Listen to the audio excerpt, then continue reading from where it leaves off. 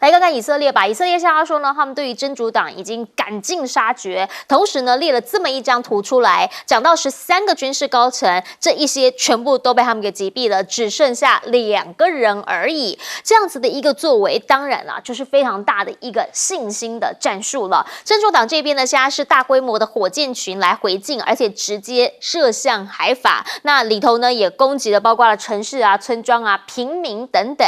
所以纳塔利亚胡说，他们拒绝单方面的停火，要停火可以，你让我以色列跟黎巴嫩的边界要是一个缓冲区，有弹书的里面不可以有真主党的战士存在，叫他退远一点点。现在呢，其实大家就在讲了，真主党他真的有这么大的一个火力吗？还是说后面其实老大跟伊朗都在挺着呢？原因是因为呢，伊朗圣城旅的指挥官之前不是说被炸死了吗？后来才发现，怎么在德黑兰现身，同时呢还去参加了其他人的葬礼。这个画面呢会说话，这是真的他还是不是真的他？好，另一个事情呢，则是伊朗现在呢也被发现，他们的所谓设计的廉价无人机是不是真的也在以黎边境的一阵攻击互相往来当中，让以色列很头疼。10月13号那个时候不是说了，真主党有一架无人机竟然能够躲过所有的这个追查，进到他们军事基地里面，造成4名士兵死亡，超过60人受伤。以色列现在呢说都还在查到底怎么样躲过他们的监视系统的，但他们确信这应该就是伊朗这一边设计，然后呢给黎巴嫩、给真主党他们这边自行生产的一个廉价无人机。对于美国来说啦，他们其实最希望的就是什么？就是你要干嘛？你快一点，你做个决定，做个了结好吗？我11月就要选举了，现在10月15号、16号了，所以呢，美国媒体开始在讲，以色列可能会加快脚步，尽快的来报复伊朗，避免让他跟大选撞车太重叠，不要让这一些的问题干扰到美国的选举。而美国方面呢，也必须要做出一些态度。所以拜登政府呢，现在是致函以色列了，说必须要让加萨人道援助的车子进去，让物资进去，不然的话，他要断他的军援。真的有办法要挟让以色列乖乖听话吗？还是说美国也只是说说而已？原因是因为大家看到的就是美国继续的向以色列运输武器啊，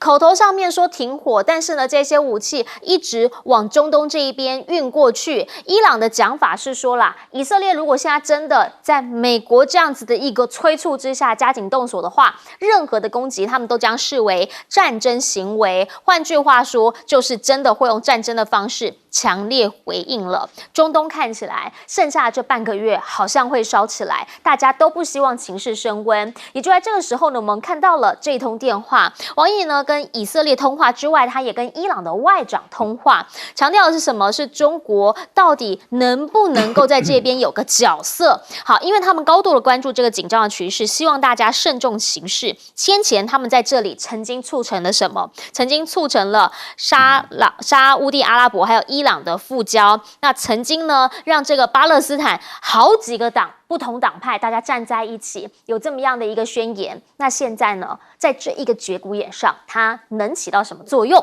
我们想要请教一下赖老师，您怎么样来看？首先呢，我们来看看是以色列，以色列强调的是我们很有战机，他们13个人已经被我们杀到剩2个。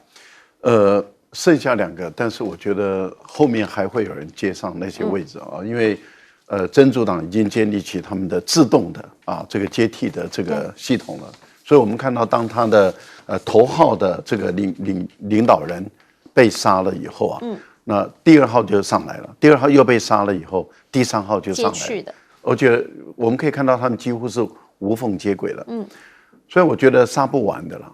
好，这是第一个。第二个，伊朗，你看，当第一次的轰炸的时候，也就炸死了伊朗的一位副指挥官，高阶的一个军官也被炸死。这代表什么？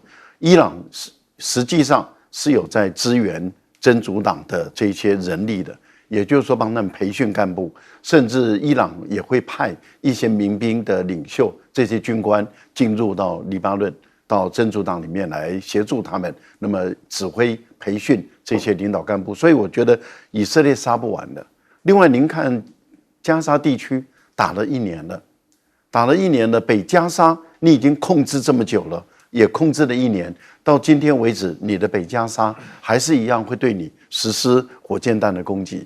这代表什么？代表你无法连这么小的一个加沙地区你都没有办法完全掌握，更何况整个有关于真主党的控制的这些势力范围。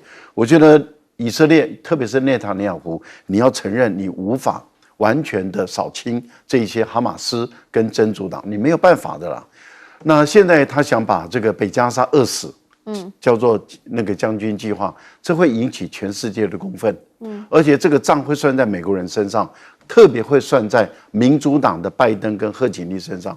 所以对拜登来讲，对贺锦丽来说，你看看贺锦丽现在的选举的压力越来越大了，他的蜜月期已经结束了，他的民调一直在往下走，而且呢，他本身的话语权已经开始在流失了，因为他的重要的关键的问题都回答不出来，现在反而是川普在帮他抢了话语权了。你看，几乎现在国际间也好，美国的媒体的报道，川普的话语权已经比贺锦丽多很多，这代表什么？代表贺锦丽的选举不利，美国出手了，美国就威胁以色列说，你如果真的这样做的话，我真的会制裁你，我真的不会再供应武器给你。可是我们现在在看的是美国，你做得到吗？这个是一个马上会被考验的事。如果拜登最后没有做到，我相信这个对于拜登、对于贺锦丽、对于民主党真的是已经是很不利的。另外，我觉得中国大陆已经在中东地区扮演的角色越来越重了。过去中东地区的混乱的时候，大陆哪有角色可言？现在因为美国完全偏袒以色列，伊朗断了所有的跟美国的间接的、直接的任何管道，没有了，完全没有了。俄罗斯完全偏袒伊朗，以色列跟俄罗斯也没办法透过俄罗斯来跟这个伊朗来沟通，对，两边都完全断了管道。那欧盟本身又不起作用，欧盟本身目前软弱无力，根本没有用。所以你看，以色列的外交部长主动的打电话给这个王毅，希望王毅出来斡旋。这代表什么？代表中国扮演的角色是越来越重。另外一个部分里面释放出一个讯息，就是以色列也不想跟伊朗全面战争，伊朗也不想跟以色列。其实美国、大陆、全世界都不想看到以色列跟伊朗全面战争。可是看起来以色列的内塔尼亚胡又被他的内部的右翼僵在那个地方，说你不报复你就不行。可是你一报复伊朗，一定会反报复。那这个解该怎么做？我觉得目前来讲，大家都不希望战争，有讲是以色列跟伊朗，可是好像就走进死胡同，转不出来。但是如果就战力上面的话，我想要请教一下厉将军，原因是因为呢，这个德国媒体的报道说，其实在这一回啦，廉价无人机可以直接进入到以色列的空军基地里面，而且还造成这么严重的死伤。他说呢，其实他们也蛮头痛的，甚至他们到目前为止还搞不清楚为什么。这次以色列来讲，我觉得他这次确实是踢到铁板了。后面来讲，他这个头洗下去，怎么样收尾？我觉得很难。第一个来讲，战争形态跟前几次的这种这个以阿冲突来讲是完全不一样。以前来讲的话是纯粹靠这个空中优势的武力来击败这个阿拉伯这边周边的国家，但现在由于无人机舰的出现来讲的话，可能会改变整个战场的形态。那事实上我们现在也看到了。当然，我们不可否认，以色列它还是有很强的这种情报能力，跟它的空中的武力跟地面的传统的战力来讲还是很强。不然的话，它不会那么精准的这个暗杀了这个黎巴嫩真主党的这么多个领袖，它都很精准的用空中攻击将它清除掉。不管是攻击的时间或地点来讲，都非常精准，可见它情报做得很好。当然，它的空中武力也确实是非常的强大。可是我们看到，任何一场战争到最后，你不能光靠情报战赢，你也不可能光靠空军力量，你最后还是要靠地面部队进入地面来这个做占领，才能够有效能够控制这个地方。但是以色列从他进入黎巴嫩的边境以后，10月1号进入到现在，今天是10月16号，已经第16天了。我们看他推进的只有几百公尺，连1公里都没有推到。尤其是更明显的是，他攻击了联合国在黎巴嫩的维和部队。那为什么要攻击这个部队呢？因为有2个原因。第一个原因就是说，他这时候打黎巴嫩跟加沙地区不一样的是，有维和部队在这边。维和部队虽然说只是轻装武器，很简单的武器，可是他看得到，你如果在这边同样做出这种不人道、残害、无差别的攻击来讲的话，会被记录下来的，会被拍摄影片的，会被广传到全世界的。那个时候，美国跟他来讲就没有办法在不管是道德的制高点，会被全世界舆论所攻击的，所以他不敢做这种动作。当以色列的维和部队还在这个地方来讲的话，我觉得他不敢贸然像在加沙地区做这么惨无人道的事情。第二个来讲的话，这些维和部队所占领的地方都是地域的要点，譬如说道路或干嘛，所以纳坦雅胡要求你们向后退5公里，然后以便他的地面部队能够攻势进去。但是如果说维和部队不向后退来讲的话，我相信虽然说维和部队所占领的这些地点，他所有的武器装备是轻装武器，可是他如果说不退的话，你以色列的地面部队，你再强的武器，你从旁边绕来讲，攻势来讲，确实是会有造成他很大困难。到现在打了16天了，可是我们没有看到他有很大的进展。当然，美国来讲有很重要的角色扮演。这个钞票跟选票是选举2件重要的事情。那犹太人是他们的金主嘛，是钞票嘛。但民意来讲的话，人道主义是选票嘛。究竟你美国到底是要钞票还是要选票？那有看这个拜登，或者是川普，或者是贺锦丽他们自己的这个智慧来判断。是，请教一下彬哥怎么看？美国现在当然陷入两难了，就是如果你不帮以色列，以色列如果遭受攻击，那拜登跟民主党就吃不了兜着走，贺锦丽就很难选。可是如果你帮过头了，让以色列为所欲为，让他在那边进行大屠杀，或者做很多犯了战争罪或不人道的事情，那民主党还是一样不用选。所以对他们来讲就是很麻烦的一件事情，他必须要拿捏的恰到好处，这个是非常困难的一件事情。但是呢，以色列纳坦雅胡现在显然不是这样想。我觉得对纳坦雅胡来说，他大概想趁着这个机会，趁着美国大选还没搞定之前，我先获得一些进展。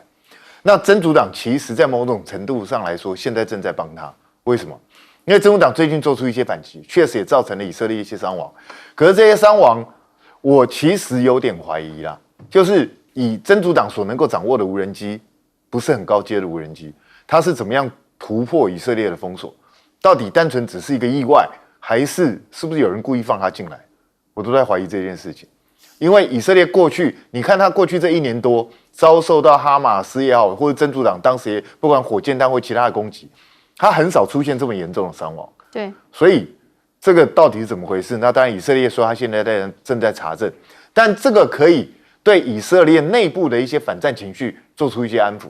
也就是因为我们的人已经受伤，因为人家已经打到我们的家园了，所以这时候在反战好像就变成道理上有点站不住脚。这可以让纳坦雅胡可以凝聚他继续去进攻黎巴嫩的这样的一个名气。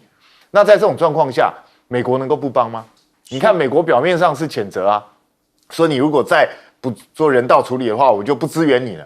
但是我就帮纳坦雅胡说吧，你美国敢做吗？你敢不支援我吗？就这么简单的一个事情嘛。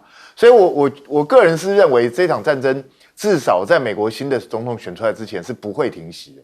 那至于说大陆现在努力的想要进入斡旋，当然它是受到这些中东国家的请托。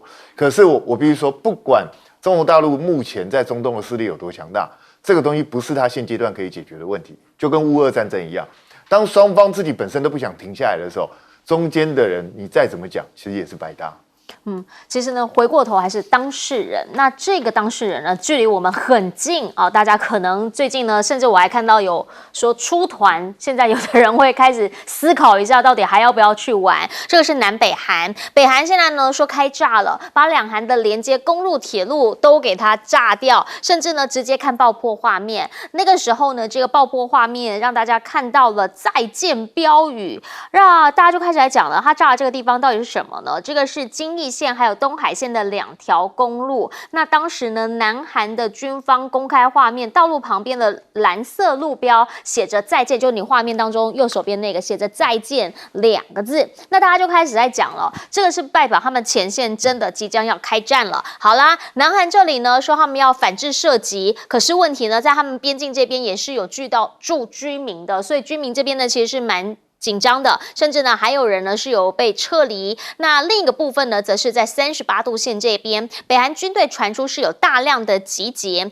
金正恩现在到底为什么会有这么大动作？有一个说法说是因为传单，好，这个不知道真的假的。北韩呢，他们称说是南韩的无人机，他们去喷洒传单，结果传单的内容呢就长这样，里面写什么？写说只想中饱私囊的金正恩，上面呢还有金正恩戴这只叫名表哈，还有他的女儿穿迪奥大衣，就名牌大衣的图片，然后就讲啦，现在两国之间的农作物收入的差距啊，北韩经济地狱等等等，那营造一个就是金正恩到底有没有把人民放在心中这样的形象，好像说他是一个昏君，让金正恩很生气，所以现在才会有这样子进一步比较激动的举动。但其实啦，最近你也隐藏看到，这已经不是第一次了。先前他也曾经有过这样的一个举动，就是炸铁路、炸公路。为什么？它背后的逻辑是什么？一个逻辑说，有可能他真正的目的是什么？是要象征两韩之间的合作、和解，通通都给他炸掉。原因是因为呢，这个道路其实说是南韩当时花了1800亿韩元去打造的。那现在2020年那个时候，金宇镇一样是不满说脱北者团体飘传单过去，然后所以呢就开始两边就是状况就不好啦。那可是现在呢要炸公路要炸铁路，南韩这边的军方他们的观察是，北韩它虽然炸归炸，没有使用大量的炸弹，爆破之后呢也只派了2台的重机到现场来撤除瓦砾，所以他认为炸假的。不是真的让它不能用，而是要让它有个爆破感，让大家说哦，我们真的是强硬的回应它，然后呢，在它的内部达到一个安定、稳定民心的作用。但不管怎么说，现在看得出来是朝鲜半岛的局势确实升温了。原因是因为呢，两方的战斗部队都集结在38度线，直升机啊、坦克啊、导弹啊，通通都来了，还叫大家呢来这边没事。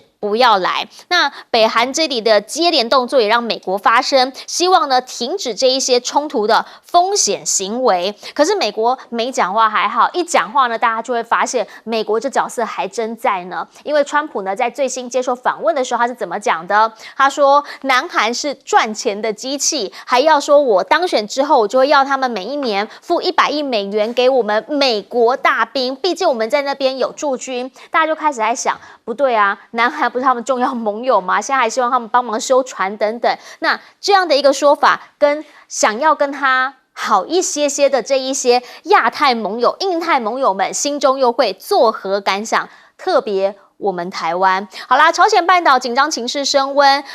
俄罗斯也表态了，你会问跟俄罗斯有什么关系？有啊，他们今年呢签了一纸协议，那协议叫什么？叫任何一方呢，如果受到侵略的话，彼此必须要互相帮助。措辞呢非常明确，俄罗斯说我们没有必要再厘清了，当时讲的就是那样。那如果说呢，两边真的打起来的话，哇，那是不是就表示这边俄罗斯也会加进来，那就会直接在这里砸锅了呢？美方这里呢，他们当然是会很担心啊。同时，朝鲜半岛的局势，中国其实也是很在意的。中国的讲法是，他们认为局面可控，而且呢，他们也说了，北韩呢应该不想要到不可收拾的地步。那也就是说，他们是逞一时之快，要逞一时之勇吗？这边打一个问号。原因是因为美国，他可能只是想要让美国国际社会意识到拜登的北韩政策是错误的，给新上来的那个人给他一个方向，但是他们其实没有真的想要让他不可收拾。到底他的这个局势以及他的这个动作意味着什么？请教赖老师。这个当然对于朝鲜来说，因为它发展核武的关系被制裁啊。那美国的制裁除了联合国安理会的制裁以外，它联合了韩国、日本一直加码。对，所以朝鲜事实上是被很严重的孤立了，这是第一个。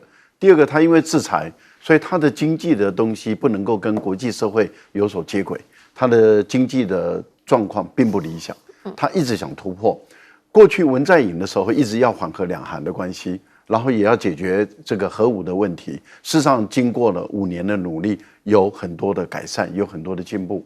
可是尹锡悦上来了以后呢，他的这种仇北韩的朝鲜的这种态度太强烈了。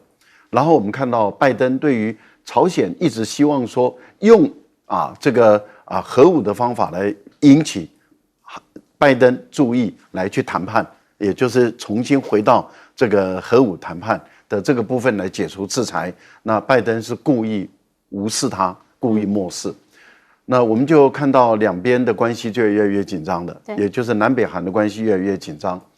接着导火线就是来自于空飘气球，这个尹锡悦管不住啊，而且也不想管他们的这些脱北者跟反朝鲜的这些人，然后把这个气球飘到朝鲜去，朝鲜就回以颜色，丢大便丢垃圾，就粪从天上来。那这个对韩国人来讲，觉得是很困扰也很侮辱，所以彼此之间一直在加码。前段时间还设这个新战喊话的广播站，朝鲜说我把你轰掉，这样的一个情形，两边剑拔弩张，越演越烈。我看到这里的时候，我就常常会感受到，就是说，就好像我们台湾管不住台独的嘴一样，那张嘴管不住，5·2连去讲一句话，搞得两岸关系紧张。10月7号又讲的话，又两岸关系紧张。现在10月10号又讲，那张嘴管不住，实在是很麻烦。就好像尹锡悦也管不住自己的嘴，不断的挑衅朝鲜，也管不住空飘气球，不断的挑衅朝鲜，两边的关系越来越紧张。那么到现在，其实这是一个象征性的动作。为什么？因为大概只炸了75公尺左右。对，其实要恢复很简单啊，再重新盖一下就修一修就好了，那很简单的事。但是这是一种态度，也是一种象征性，而且是贴近在这个非军事区里面的爆炸。这当然就引起美国的焦虑了。为什么？因为也看得朝鲜的军力在增加了，而且昨天有140万人的年轻人，他们要加入这个朝鲜军国防军，那么要愿意赴战场，这个好像已经在进行一些政治动员，这些动作都拉很大的时候，当然就会让美国的焦虑越来越大了。为什么？因为如果在选举期间爆发这个东北亚的战争，或是局部性的冲突也好，那这个对于韩国的股市、对日本的股市、韩日的股市一旦受到冲击，经济一旦受到冲击，现在韩国经济很糟，日本的经济更糟，两边一受到冲击，你觉得台湾呢？三角轮动啊，接着就轮动到太平洋的另外一端，那美国的选举怎么选？根本不要选了。我觉得美国的焦虑也是很自然的。现在的问题是在于，又传出一个更不好的消息，就是您刚刚提到了这个有关于俄朝的协议的问题。据说那个协议已经经过俄罗斯的杜马，就是他们的国会通过了，现在送到普丁的办公桌了。普丁只要签字就立刻生效了。那很明显的，朝鲜的军队想要获得实战的经验，俄国需要朝鲜的军队，来去介入乌战。各位想想，如果真的有1万人、2万人的朝鲜的军队进入乌克兰的话，他们获得实战的经验，那未来在朝鲜的战场中，这个不得了，他战力会提升。二方面，是不是也帮俄罗斯解决乌克兰的乌克兰的兵力短缺的问题？这个对于乌克兰的战争也不是一件好事。听起来就是一个联动性了，以为呢只是在太平洋的这一岸，没想到呢它已经跨过了一个大陆，然后呢到了另一端去了。到底这样子的一个恶性的联动、战争的联动会到什么程度？我们等等广告回来继续来说。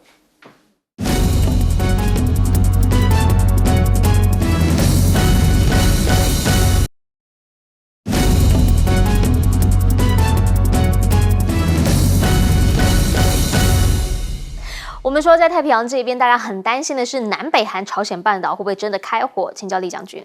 我觉得是不会啦。我觉得这件事情会这样发生哈，大概就是这个金正恩，因为他们前一阵子国内疫情爆发之后，他再加上被国际的制裁，所以经济状况非常不好。那我觉得他会有这种事情来讲的话，这个是转移人民的一个注意力，转移他的压力。你看整个事情过程是怎么样？一开始就是这个北韩先对人家放一些这种空飘气球嘛，去骚扰南韩，那南韩就受不了了，南韩受不了就要反制。南韩其实我们讲其实也不是省油的灯啊。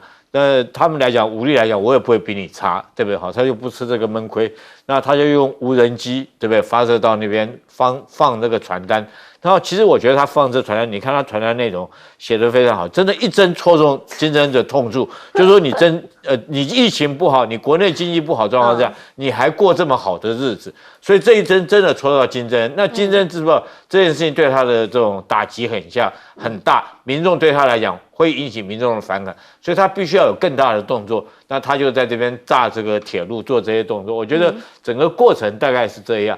那我们特别来评估这两个国家，如果纯粹就军事武力来讲，万一真的打起来，有没有国家这到底南北韩来讲的话，谁的胜算比较大？我觉得这很难讲因为现在来讲，如果说以传统的武力来讲绝对南韩是绝对优于北韩的，因为它不管是各型的坦克或者战机包括 F-35它都有，然后尤其它还有美军住在这个地方，那对北韩来讲，军力上面是绝对优势，但北韩它有一个特别的优势的地方，大家都不知道它什么特别优势？它炮兵多，它炮弹多，它炮兵有上万发，而且这个首尔是整个在它的炮兵覆盖之内，也就是它上万门的火炮全部都可以打到首尔市区里面。那你想想这种威胁有多大？它本身就是大炮兵主义的国家嘛，它炮弹多到可以去支援俄罗斯，大家不要忘了所以在这种状况下，我觉得说是双方熟胜。以传统武力来讲的话，一个是有地理上的优势，一个是有传统军力上的优势。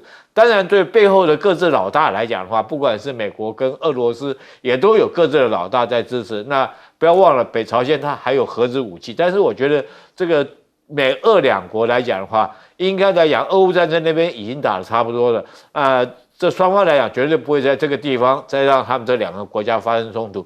尤其是说，我们看到发生冲突的原因，也不过就是因为自己金正恩在国内经济上面状况不好。那你在这方面，如果说让他有一点方便来讲的话，给他金正恩大概也是想要利用这机会跟国际要一些国际物资能够支援他，让他老百姓可以在经济上面可以获得一些缓解。大概这件事情就会看到落幕了。是我们先进广告，等等回来请彬哥帮我们总结。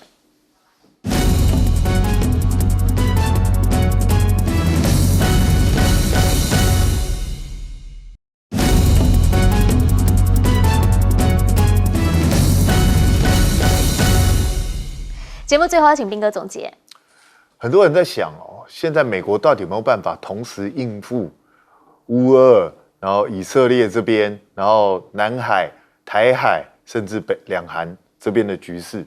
美国当然不希望让自己落入这样的一个状况，可是有一个人会希望，谁？普丁会希望他落入这个状况。所以大家不觉得俄罗斯对这件事的回应很有趣吗？他说任一方面临侵略时会相助，措辞明确无误，无需厘清。他这句话讲什么意思？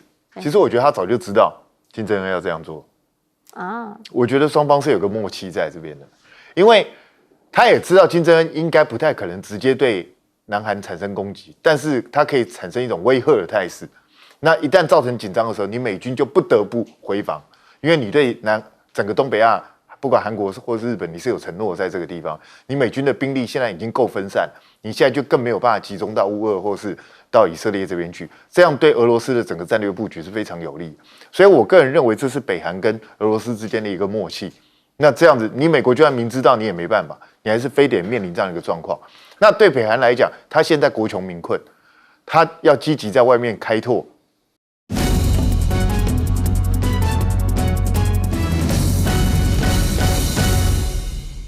大家晚安，我是陈燕莹，欢迎来到新闻大白话。接下来这一小时国内外大小事，要用您听得懂的话说给您听。现在介绍这一小时来宾，首先介绍是国际政治专家赖岳谦老师。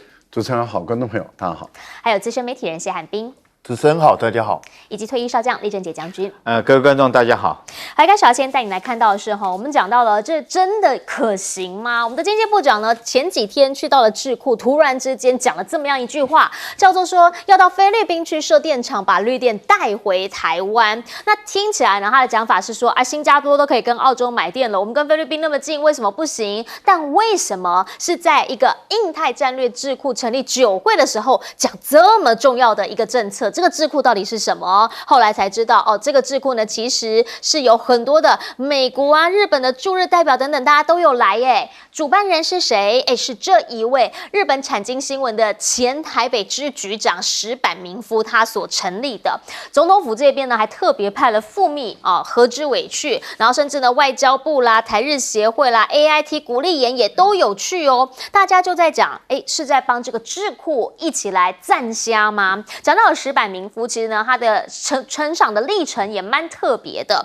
原因是因为呢他是出生在中国的天津，然后呢后来15岁才离开中国，然后呢去到了日本就学，后来进了产经新闻当记者之后，是在2020年的总统大选的时候被派来台北的，之后呢就很常上一些绿媒来发表一些高论，同时呢也因为他的母语虽然说是日本人，但他母语呢，因为15岁之前都在中国嘛，所以母语算是中文，后来才开始学日文的。他在求学的过程当中也特别有提到这么样的一段，所以呢，他的身份很多人就在讲，基本上很符合那个抗中保台的主概念。那如果说呢，他来成立这样一个智库的话，大家就想知道说，这个智库其实呢，它应该会有蛮有论述的，在这样的一个主政的这个主持之下，提到的智库，大家都在说了。过往呢，其实在国外也有很多外国人在当地成立智库，比较有名的是谁？在美国这一边，当时呢，郭文贵成立了智库，结果后来呢，被说是以反共为名，甚至还被说是有诈骗人家的钱，高达10亿美元。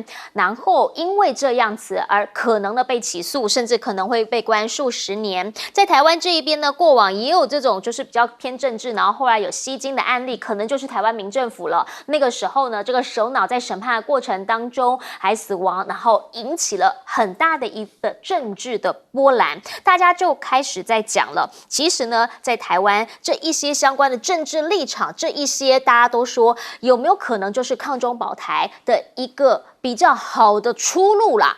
原因是因为呢，比如说现在这一位被国台办点名台独顽固分子的沈伯洋，他突然之间讲说他呢不是黑熊学院的负责人，那他后来改口了，他说我本来就不是负责人啊，我是创办人。他提出来呢，只是要证明国台办的事实查核能力有问题而已。但是如果是他跟黑熊完全没有关系的话，有粉专就直接讲啊，说会不会其实像人家那种八大也都是找人头去挂名负责人等等等，真正出钱的老板会隐身在幕后呢？其实呢，在这个所谓的抗中保台上面，在赖清德讲出了113年之后，也有人在说啊，比如中华民国不是我的祖国，我的祖国还没建立，这些比较台独派的人没有办法承受或者没有办法来接受这种祖国论的讲法的时候，大家就会说这个认知上面，这个论述上面是不是逻辑会有些问题呢？抗中保台现在对于一般的家长来讲，最在意的真的就是这一件事情了。最近有很多的高中生爸爸妈妈收到了那一张纸，要你回填，填什么呢？填高中发的这个服勤同意书，表单上面呢都没有提到战争，全部都跟防灾有关系。但是去询问之后，法源依据竟然就是来自于《全民防卫动员法》。大家就在讲了，陈平时期为什么要做这个调查呢？好，正英要我们的教育部长说，是因为基本上啦，全民国防人人有责嘛。但是我们现在呢，都跟战争没关哦，我们现在都是朝着防灾这个方向在做预备，在做准备啊。如果真的打过来怎么办？就全民国防人人有责啊。那我们就要问，不对啊，可是有的人的小朋友在国外，那要怎么样叫做人人有责呢？那赖清德的儿子现在又在哪里呢？另一件事情呢，则是到底是不是会上战场？校长告诉我们不会让小朋友上战场，只是真的打起来，你不也说了全民国防人人有责，有所谓的分前线分后线吗？台湾就这么小的一块地方，弹丸之地，真的有办法来承受这样子的一个后果结局吗？现在呢，在对岸的军演过后，也看到了很多，譬如说偏绿的媒体会讲啊，就酸对方啊，怎么那么快啊，等等等。但是啦，大陆学者是怎么看的？他们说让人想起了毛泽东的3句话：第一叫不打第一枪，退避3舍，还有来而不往，非礼也。他们强调，北京并不是会主动发动攻击的，但是呢，台湾如果一直挑衅的话，那就有助于在政治上头让他们保持一个主动权。美菲呢，基本上这几天看到了他们的一个动作，叫做他们展开了一个10天的联合演习，是海上战事合作。只是这样子，在吕宋岛北部这边的合作之外，他们单方呢，比如说菲律宾单方也都特别强调，这跟台海没有关系哦，我们做的都是一些防灾的演练，这个不针对任何一方。但是如果真的打起来的话，就要问，现在中东有问题，现在俄乌这边有问题，如果日本这里有问题，台海这里有问题，甚至南海这里有问题的话，美国真的有办法五线作战吗？而且背后对的其实又可能在这边是中俄连线的问题。好，张又侠呢现在见了俄罗斯的防长之后，他们强调双方要加强军事合作，同时呢，真的有问题有状况的时候，我们能够期待美国人吗？川普的一个最新回应说，他如果选上，中国就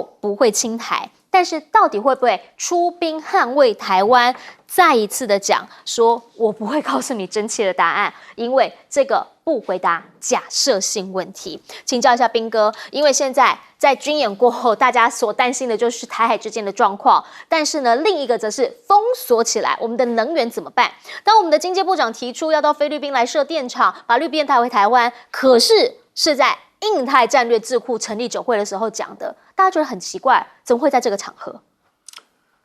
大家知不知道云豹能源早就去菲律宾了？所以呢，这是在干嘛？这是在帮云豹能源创造一个非常好的，又可以接台湾的电力的能源的这个生意的一个机会，就是这样子而已。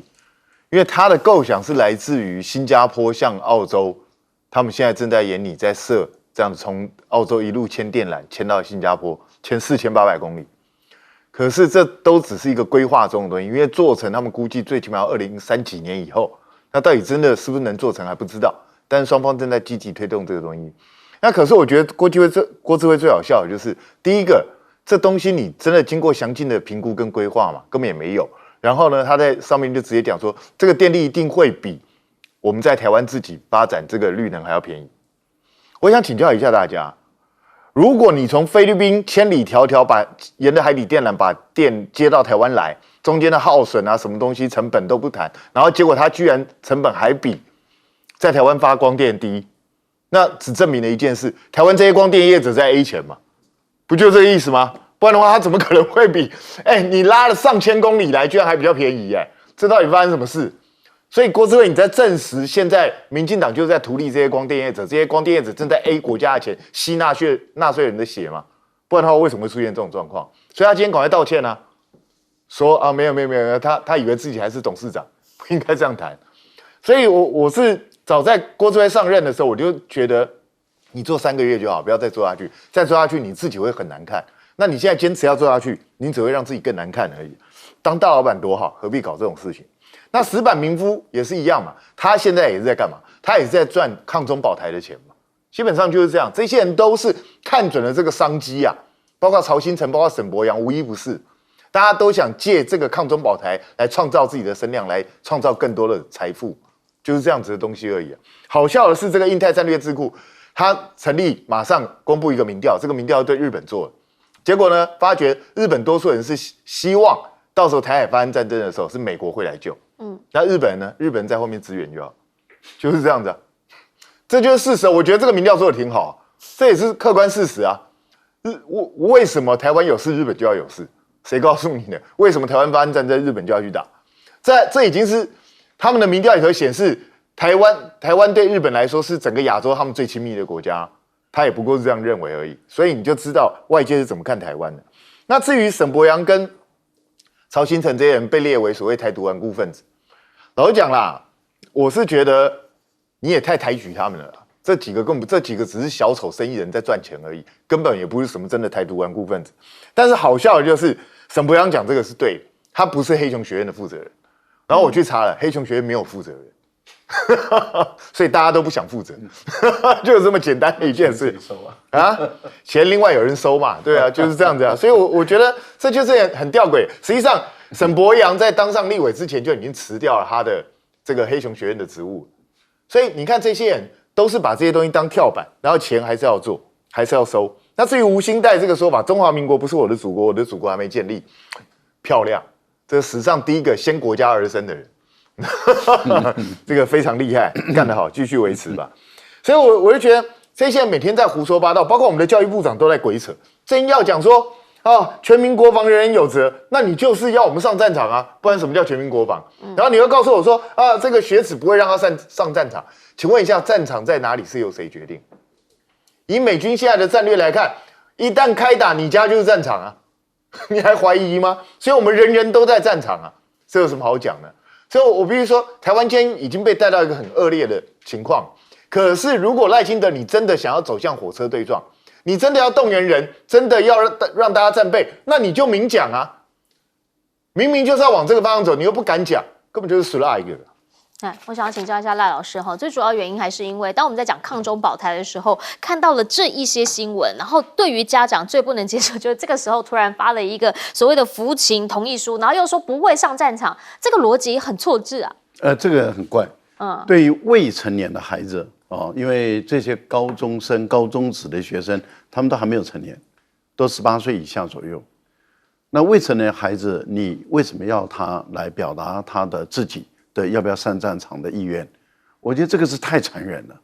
我不晓得是教育部是哪一个官员干的这种事，而且要全台湾，而且台北已经马上就做了。台北市的教育局，你应该有点担当吧？台北市的教育局，你应该表达一点意见吧？你的长官要你做这个调查表，你就做吗？你要把我们台北的孩子都送到战场去吗？怎么可以这样子呢？也就是说，对于这些未成年的小孩，他是不是应该问一下他的家长？未成年的，他的监护人要负责任的，你有没有问他的家长，他同不同意啊？我觉得都还没有问家长就要孩子填，这个每个学校、教育局、教育部全部都要就责的。我觉得台北市议员也要站出来，整个立法委员徐小清做得对啊，就直接质疑啦。我觉得这个是一个未成年的孩子可以做这样意向调查吗？你要经过他家长同意哦。我觉得这个是一个很大的一个问题，这个要解决的，这个要就责的。因为怎么可以让未成年的孩子表达他要不要上战场？我觉得这简直是岂有此理啊！第二个，你经济部部长，你跟菲律宾讲过了吗？你跟他有协调过了吗？意向书有签了吗？还有就是你在菲律宾，你选址已经选好了吗？菲律宾翻来覆去，小马可是刚上来的时候，不是马上就到大陆去做国事访问，而且跟大陆不是签了一堆合作的协议，然后回来以后说翻脸就翻脸。那我们今天钱可以这样子扎吗？还有，到底成本多少？土地在哪里？然后整个开销在哪里？我们要负的责任义务在哪里？菲律宾你要供应它多少电？有多少电才能够输送回台湾？你到底有没有？你什么调查都没有？你是一个部长你是一个这么大的官，你要做任何一个决策，有没有整个都研究调查清楚，而且经过双方的协商都没有的话，你可以就信口开河啊。另外，石板民夫你成立的这个印太战略，我还是要问钱哪里来？我觉得要透明化而且如果是从我们台湾的外交部立法委员要把这笔钱看好，我们中华民国的钱怎么可以给外国人拿去用？我觉得这笔钱，如果是从国安会用机密预算我们立法委员更要把这笔钱看好。我们的钱给外国人拿去花、拿去用，而且找的全部都是仇中、反中、抗中的人，这一点我们要就责。如果哪一天国民党再回来执政的时候，所有的当时的官员搞的对台湾的伤害的，全部都要就责。我觉得，而且要终身就责，你不能让他们逃过这一些，把我们的钱拿去给外国人花，这岂有此理？我觉得这简直是绝对不可以接受的事情。我觉得有关于曹兴诚跟这个沈伯洋被制裁，敢做你就敢被制裁嘛，怕什么呢？有什么好在那边焦虑的呢？有什么好担心的呢？这个时候说你跟黑熊学院没关系，你就有关系嘛。全世界都知道你有关系嘛。当初收很多钱啊，开了很多的班，那么收很多的费用的时候，你什么样有没有分到钱？我觉得你把你的财务状况跟大家报告一下。黑熊学院当初开了这么多的班，拿政府这么多的标案，收了很多的钱，你有没有分到？你有没有用到这个钱？如果有，其实你很明显的知道，你就是透过黑熊学院才有今天的这个官嘛。如果你没有黑熊学院，你有今天这个官吗？好处你要拿，然后出了问题了以后，自己撇得干干净净，这不是英雄吧？这应该是另外一个熊吧？来请教一下厉将军吼，原因是因为呢，当我们看到了这对岸的再一次的所谓联合利剑 B 的军演之后，然后美菲陆战队也展开了10天的联合演习。当我也特别看到了菲律宾这边他们强调跟台湾问题没有关系，你怎么样来看美国这里的动作？这个美国哈，我们看到他在美菲这边演习地点叫吕宋，那我不得不跟刚才这个我们经济部长要在菲律宾这个盖这个绿能的电厂联想在一起。大家想想看，你这个绿能的电怎么样送过来？大家不要忘了北溪2号是怎么被切断的，对不对？胡塞组织轻而易举的就切断红海的4条的电缆的缆线。那如果说是我们真的绿能的电300公里从那边送过来，我们先不光讲这个成本多少，那你怎么样维护你的安全？这次解放军的这种封港演练，就是要封锁我们台湾的天然气的进口。那我试问各位，是封港比较容易，还是直接切断这种海底供电的电缆线比较容易？所以我觉得这个我们赖政府做任何事情感觉上面各部会都是各吹各的调，都没有协调一致，然后这个讲一句，然后大家就开始这个头痛医头，脚痛医脚。你说这个高中生服勤发同意书，我觉得这个教育部长，你今天是身为人师表中的师表，你怎么可以说谎呢？我个人在台湾服役这么多年，所有大小的风灾、地震，包括空难，我都参与过救灾，我从来没有看过有一次有高中生来参与救灾，这是不可能的事情。难道为什么会叫高中生来服勤呢？我觉得只有一个原因，因为赖清德你之前讲了一句话，你要社会防卫动员韧性，要动员40万的这种民力。那我是问你，这40万的民力你从哪里来？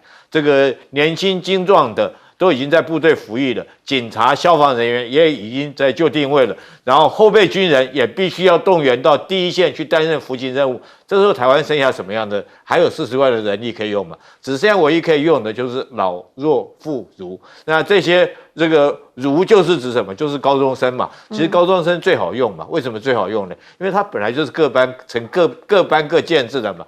建中你们负责支援关渡旅，对不对？北一女你负责在台北市开设这种急救站，负责包扎。很简单，马上叫学校的老师就带去做这些动作，最好用。但是道不道德？如果这些孩子都没有经过训练，你贸然叫他去，我以一个部队指挥官，如果我在战场上的话，那如果说这些学生过来，对我来讲是负担呢，是累赘耶。为什么？因为他都没有训练过，都没有教会，结果我变成我还要腾出人力来教他们怎么样卧倒，怎么样掩护，对不对？然后他在这个壕沟怎么挖，他也不知道。怎么样？这个靶场上面一个伞兵坑，你要怎么去惊死他都不知道。那你变成还要腾出人力来这个教他，还要去保护他。万一他受了伤，你要把他送回去。所以我觉得这个不教而杀会是念。就你怎么忍心做这么不道德的事情？然后因为你这个赖清德贸然的一句话，40万的人民力，你现在发现你讲这句话是讲错了，因为你根本就不可能找出40万的民力。我讲的是年轻精壮可以打仗用的。那在这种状况下，你只有动员这些学生，我觉得这是非常非常不道德的事情。是，其实呢，战争大家要看一看，线下就2场战争正在进行，想要变成这样吗？没有人想要吧？和平应该是大家最大的一个公约数。